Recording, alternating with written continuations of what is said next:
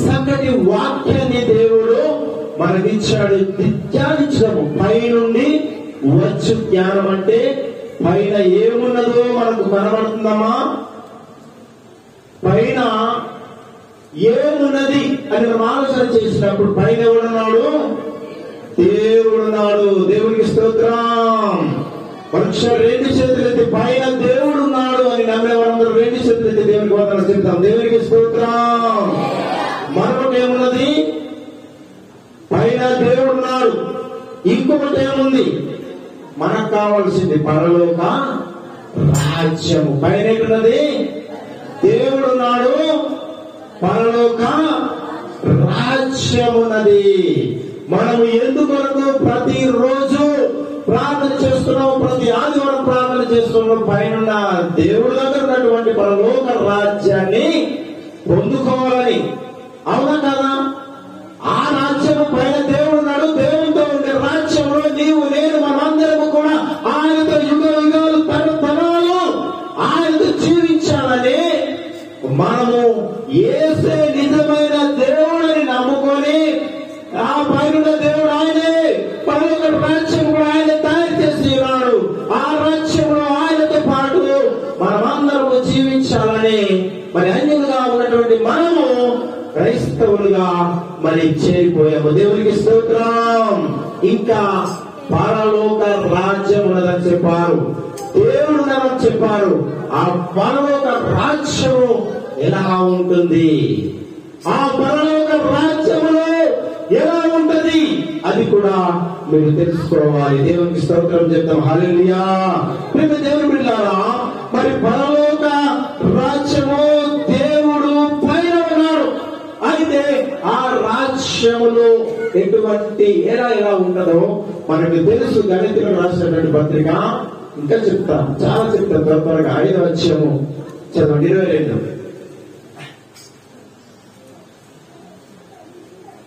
చదవడమ్మా, అందరికీ తెలిసింది. ఆత్మబలమేమనగా ప్రేమ, సంతోషము, సమాధానము, దీర్ఘశాంతము, దయాళత్వము, మంచితనము, విశ్వాసము, సాత్వికము, ఆశా నిగ్రహము. ఏమున్నది? పరలోకంలో ఏమున్నది?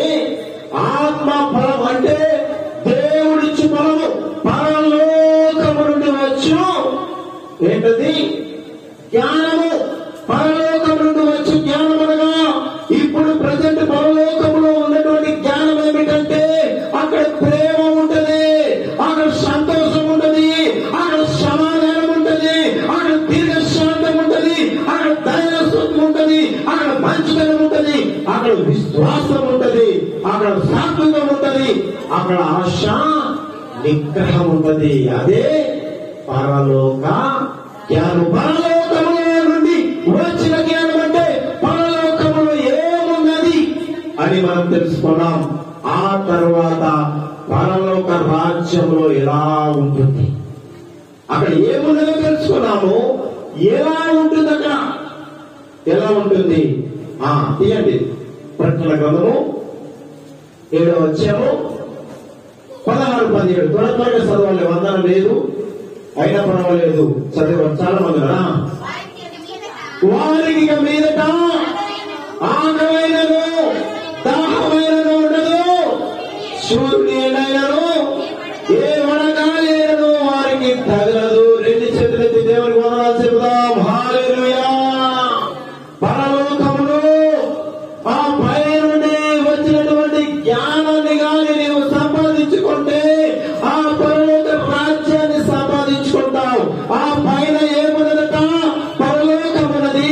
ఆ పైన దేవుడు ఉన్నాడు. అక్కడ ఏమున్నదట? వారికి ఆకలి ఉండదు, దాహం ఉండదు, అక్కడ సూర్య చంద్ర నక్షత్రాలు ఉండరు. దేవుడి ఆది యందు భూమి ఆకాశం సృజించెను, అక్కడ వెలుగు కలుగుమని చెప్పదా? వెలుగే కలిగింది. అక్కడ వెలుగే ఉంటది, అక్కడ వెలుగే ఉంటది, దేవుని వెలుగే ఉంటది. కానీ సూర్యుడు, చంద్రుడు, నక్షత్రాలు ఈ గ్రహాల ఒక కలయిక, ఇటువంటి గాలి, ఈ ఇక్కడ మనకు తగులుతున్నటువంటి గాలి, మనము చూస్తున్నటువంటి వెలుగు, మనం చూస్తున్నటువంటి సూర్యుడు, మనం చూస్తున్నటువంటి చంద్రుడు అక్కడ ఉన్నాడట. అక్కడ ఆకలుడదు, దాహముడదు. ప్రియమైన దేవుని బిడ్డలారా, పై నుండి వచ్చు జ్ఞానం అంటే పైన ఏమున్నదో ముందు తెలుసుకోవాలి. పైన ఏమున్నదో తెలుసుకుంటేనే పైన జ్ఞానాన్ని సంపాదిస్తాం. అవునా కదా? ఒక టీచర్ ఉద్యోగం సంపాదించుకోవాలంటే ఆ టీచర్ ఉద్యోగం పొందిన తర్వాత ఆ శబ్దావసం ఏమిటో తెలియాలంటేనే కదా కష్టపడి చదువుకుంటాము. ఎందుకంటే మరి మంచి జీతం వచ్చేటప్పుడు చక్కగా మరి సంతోషంగా ఆకలి దప్పులు లేకుండా మంచి మాంసాహారాలతో రోజు తిన్నప్పుడు తరగని జీతం ఇస్తారనే కదా కష్టపడి చదువుకుంటాము. అవునా కాదమ్మా? రోజు మాంసాహారాలు బిర్యానీలు తిన్నా కూడా ఇచ్చిన జీతము తరగదనే కదా ఇన్ని రకాలుగా కష్టపడి చదువుకొని ఉద్యోగాలు సంపాదించుకుంటాము. దేవుని బిడ్డలారా, ఇక్కడ ఏదేమైనా అరిగిపోతాం అంతేగాని పరలోక రాజ్యములో ఇక అక్కడే ఉండదట, అసలు దానే ఉండదు. ఎంత సంతోషము! దేవునికి స్తోత్రం చెప్తాం. హల్లెలూయా. అంటే అక్కడ ఏముండవు, శరీర కోరికలు ఉండవు. ఏముండదట? శరీరాశ, నేత్రాశ, జీవకుటుంబము పైన ఉండదు. నమ్మిన వారందరూ ఒకసారి దేవుని రెండు చేతులకి వందనాలు చెప్తాం. హల్లెలూయా. 17వ వచనం చదవమ్మా. ఏలయనగా సింహాసనము మధ్యనుండు గొర్రె పిల్లవాడికి కాపరి అయ్యుండి జీవజలముల బుగ్గలకు వారిని నడిపించును. దేవుడే వారి కన్నుల నుండి ప్రతి బాష్ప బిందువును తుడిచివేయును. దేవునికి స్తోత్రం చెప్తాం. హల్లెలూయా. అక్కడ పరలోకములో గొర్రె పిల్లగనగా యేసు ప్రభువే కాపరి. యేసయ్యే నీతో ఉంటాడు. అక్కడ అంతా యేసయ్యే. ఇక నీకు మరి జీవ జలముల బుగ్గ యొక్కకు వారిని నడిపించేవాడు యేసయ్యే. నీ చెయ్యి బట్టి నడిపించేవాడు యేసయ్యే. నీ కనులకు ఎప్పుడు బాష్ప బిందువు రాదు, ఎప్పుడు నీకు దుఃఖం రాదు, ఎప్పుడు నీవు సంతోషంగానే ఉంటావు. ఏ రోజు కూడా నా బ్రతికిలాగా ఉన్నది ఇదిగేంటి, నా బ్రతికిలాగా అయిపోయింది, నా బిడ్డలాగా అయిపోయింది, నా బాలులాగా అయిపోయింది, నా తండ్రిలాగా అయిపోయాడు అనేటువంటి ఎటువంటి కన్నీరు ఉండదు, ఎటువంటి బాధ లేదట ఇక్కడ పైన పైన. దేవునికి స్తోత్రం.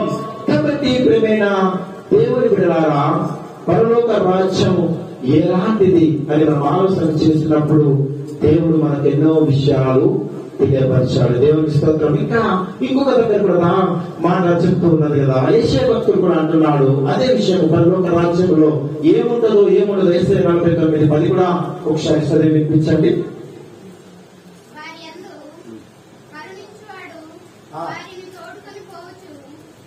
వారి యందు కనికరించువాడు వారిని తోడుకొని పోవచ్చు, నీటి బుగ్గల యొద్ద వారిని నడిపించును. కాబట్టి వారికి ఆకలైనను దప్పైనను కలగదు, ఎండమాములైనను ఎండైనను వారికి తగలదు. పైన ఉన్న వారికి ఆ పైనకి ఎవరు చేరుకుంటాడు వారి తర్వాత ఇంకో వాక్యం కూడా చెప్తుంది. కీర్తన భక్తులు కూడా అంటున్నాడు 121 121:6 పగలు ఎండ దెబ్బైనను నీకు తగలదు, రాత్రి వెన్నెల దెబ్బైనను నీకు తగలదు. దేవునికి స్తోత్రం. చూడండి, పైనున్నది ఏమిటి మనం ఆలోచన చేసినప్పుడు పైనున్న జ్ఞానము మనకు కావాలి. ఆ పైనున్న జ్ఞానము పైన ఏముండదో తెలిస్తేనే ఆ పైనున్న జ్ఞానము ఈ లోకంలో ఉన్నప్పుడే మనం వెతుకుతాం. అవునా కదా? పైన ఏముండదో తెలియకపోతే ఆ జ్ఞానము నీకెందుకు నాకెందుకు, అది నీకు అవసరం లేకపోతే నీకెందుకు నాకెందుకు అన్నట్టు ఉంటుంది. కాబట్టి పైనున్న జ్ఞానం మనం తెలుసుకున్నప్పుడే, పైనున్నది ఏదో మనం తెలుసుకున్నప్పుడే ఆ జ్ఞానము ఈ రోజు నీవు నేను బ్రతికి ఉన్నప్పుడే ఆ జ్ఞానాన్ని సంపాదించుకోవాలి. దేవునికి స్తోత్రం కలుగునుగా. హల్లెలూయా. ప్రేమ దేవుని బిడ్డలారా, దేవుని ఒక వాక్యం అంటుంది కదా, పైనున్న జ్ఞానం అంటే ఏమిటి, పైనున్న జ్ఞానం ఎలాంటిది. చూడండి, ఆ యాకోబు పత్రిక 3వ అధ్యాయము 17వ వచనం 1 చదవనా. అయితే పైనుండి వచ్చే జ్ఞానము మొట్టమొదటిది అది పవిత్రమైనది. తర్వాత సమాధానకరమైనది, అది మృదువైనది, సులభముగా లోపడినది, కనికరముతోనూ మంచి ఫలములతోనూ నిండుకొనినది, పక్షపాతమైనను వేషధారులైనను లేనిదినై ఉన్నదట. రెండు చేతులెత్తి దేవుని పదాలు చెప్తాను. హల్లెలూయా. పైనున్న జ్ఞానం ఎలాంటిదటమ్మా? పైన నుండి వచ్చే జ్ఞానము ఒకవేళ నేను ఎవరైనా మరి కావాలనుకుంటే, ప్రియమైన దేవుని బిడ్డలారా, ఆ పైనున్న జ్ఞానము ఈ లోకంలో నువ్వు సంపాదించుకుంటేనే పైన ఎవరున్నాడు? దేవుడున్నాడు. పైన ఎవరున్నారు? దేవుడున్నాడు. పరలోక రాజ్యం. ఈ రెండు కావాలంటే ఈ లోకంలో ఉన్నప్పుడే పైనున్న జ్ఞానము నేను మనం అందరూ కూడా సంపాదించుకోవాలంట. అదేటువంటిది? పవిత్రమైనది. అదే జ్ఞానం అంటాం. అది పవిత్రమైనది. పవిత్రమైనటువంటి జ్ఞానము అంటే మంచి జ్ఞానము, ఎటువంటి అపవిత్రత లేని జ్ఞానము, పాపము లేని జ్ఞానము. ఇంకా చూస్తే మరి సమాధానకరమైనటువంటి జ్ఞానం అంట. మృదువైన జ్ఞానము. తర్వాత చూస్తే కనికరము, పక్షపాతము లేని జ్ఞానము. ఇదంతా పైన ఉన్న జ్ఞానం. ఇది పైకి పోవాలంటే, ఆ పైన దేవుడి దగ్గరికి పోవాలంటే, పైన జ్ఞానం అంటే పరలోక రాజ్యములోకి వెళ్ళాలంటే నీకే జ్ఞానము కావాలో, ఎటువంటి జ్ఞానం సంపాదించుకుంటే ఆ పైన రాజ్యానికి వెళ్తావో దేవుడి రోజు నీతో నాతో లేఖనాల ద్వారా మాట్లాడుతున్నాడు. దేవునికి స్తోత్రం. ఇప్పుడు దేవుని బిడ్డలారా, మనం చూసాము గలతీయులకు రాసినటువంటి 9 ఆత్మ ఫలాలు కలిగి ఉన్నారు ప్రతి ఒక్కరు కూడా. పైన జ్ఞానం అదే. అలాగనే ఇదిగో యాకోబు పత్రిక 3:17 వచనంలో కూడా దేవుడు మాట్లాడుతున్నాడు. పవిత్రమైనది, సమాధానకరమైనది, మృదువైనది, కనికరము, ఎటువంటి పక్షపాతం ఉండకూడదు, వేషధారణ ఉండకూడదు, వేషధారణ మనిషి ఉండకూడదు. దేవునికి స్తోత్రం. ఇవన్నీ పైన జ్ఞానములు. అయితే ఈ పైన జ్ఞానాన్ని ఎలా సంపాదించుకుంటావు? ఎలా సంపాదించుకోవాలి? ప్రేమైన దేవుని బిడ్డ, ఈ పైన ఏడున్నదో, పైన ఏమున్నదో తెలియపరచాను. అయితే పైన జ్ఞానమైన కూడా చెప్పాను మీకు. అది దాన్ని ఎలా సంపాదించుకోవాలి? ఎలా సంపాదించుకోవాలంటే దేవుడు చెప్తున్నాడు కదా. సామెతల గ్రంథం గురించి వచ్చేమో 4:5 చదవండి. 4వ వచనం చదవమా.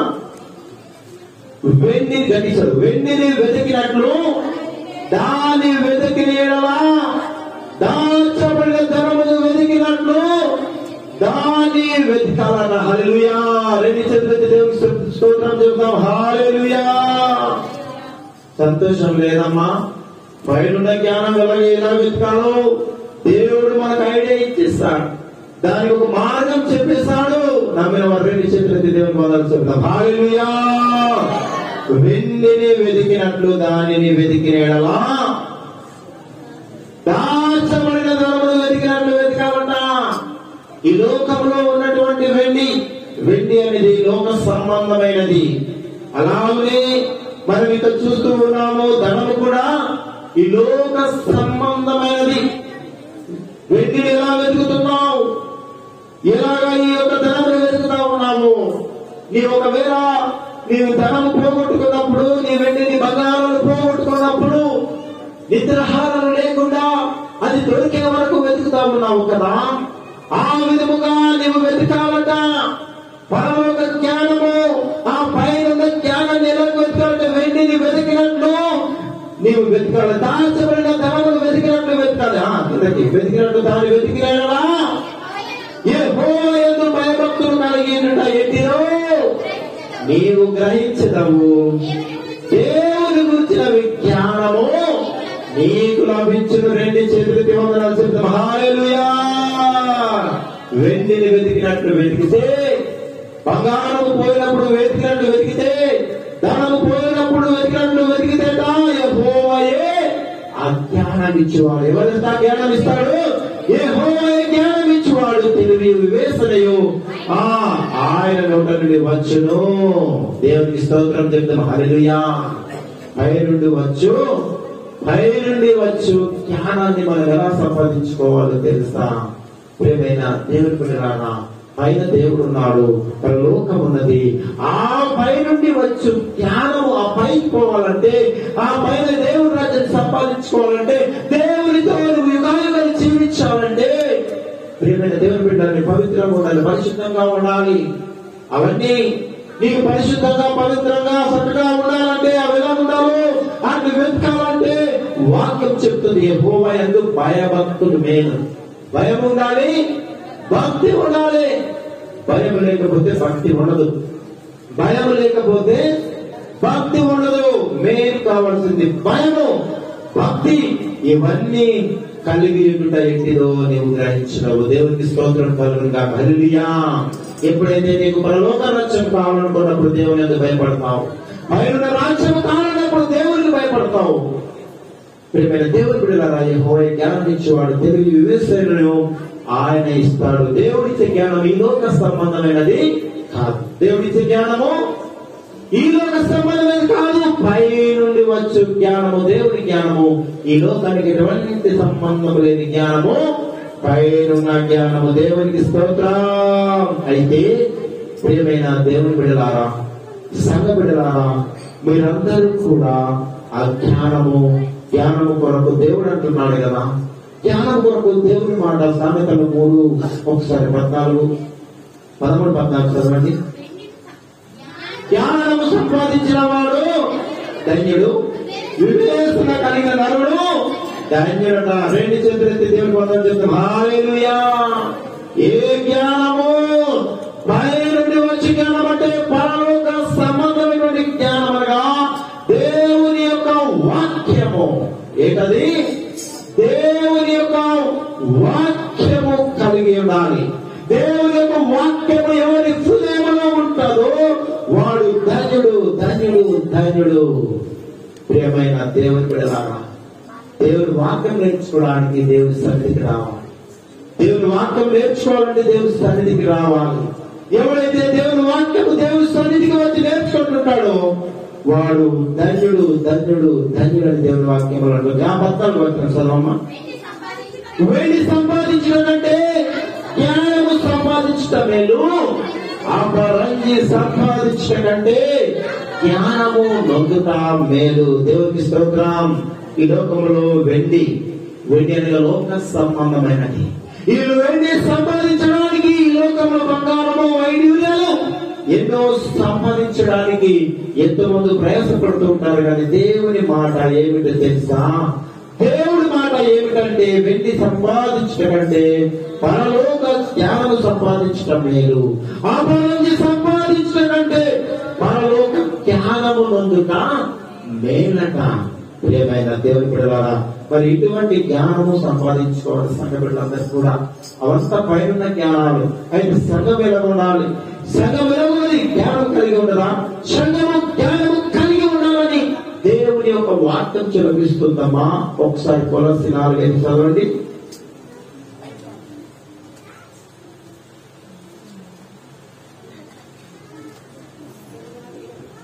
కొలస్సీ 4:5.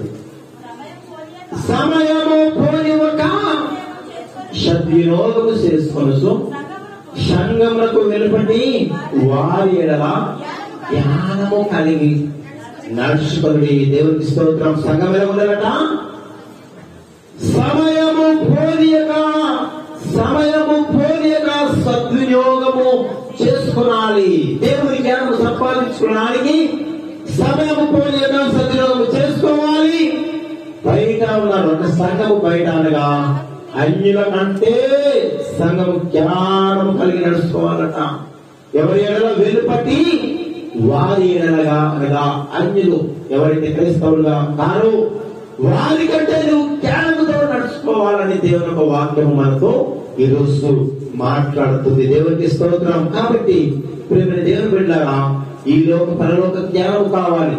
ఈ లోక జ్ఞానము ఎలా ఉంటుందో చెప్పుకోవడానికి కూడా శ్రద్ధ ఉంటుంది. చూడండి ఈ లోక జ్ఞానం ఎలాంటిది ఒకసారి చూద్దాం. యాకోబు 3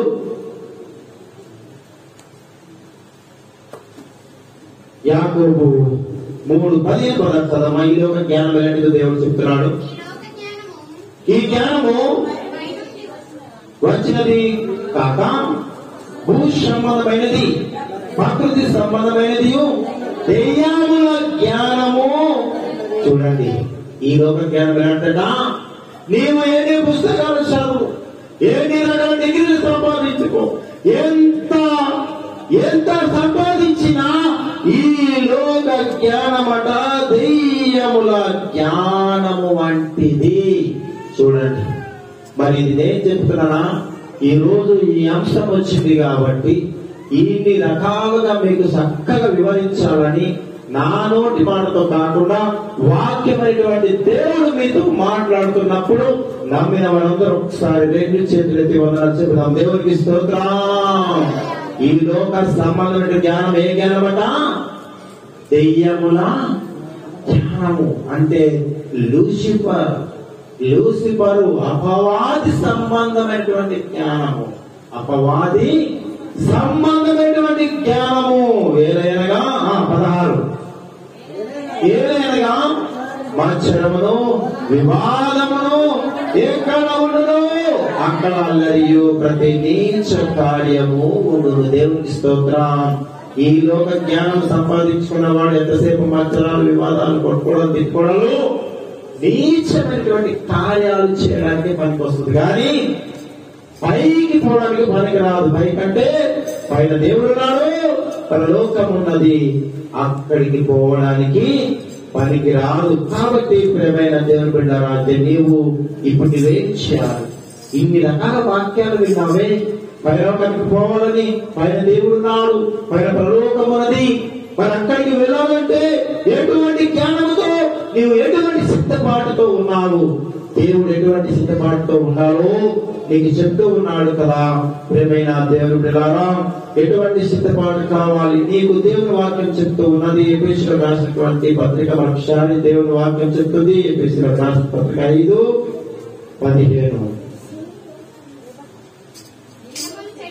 దినములు చెడ్డవి గనుక మీరు సమయం పోనీయక సమయము సద్వినియోగము చేసుకుంటూ పైరుణ్య జ్ఞానాన్ని వెతుక్కోవాలి. అజ్ఞానుల వల్ల కాక జ్ఞానుల వల్ల నడుచుకున్నట్టు జాగ్రత్తగా చూసుకోవాలి. పైరుణ్య జ్ఞానము సంపాదించుకొని దేవుని దగ్గరికి వెళ్ళడానికి సిద్ధపడాలి. ఎలా సిద్ధపడాలంటే మత్తయి సువార్త 26:41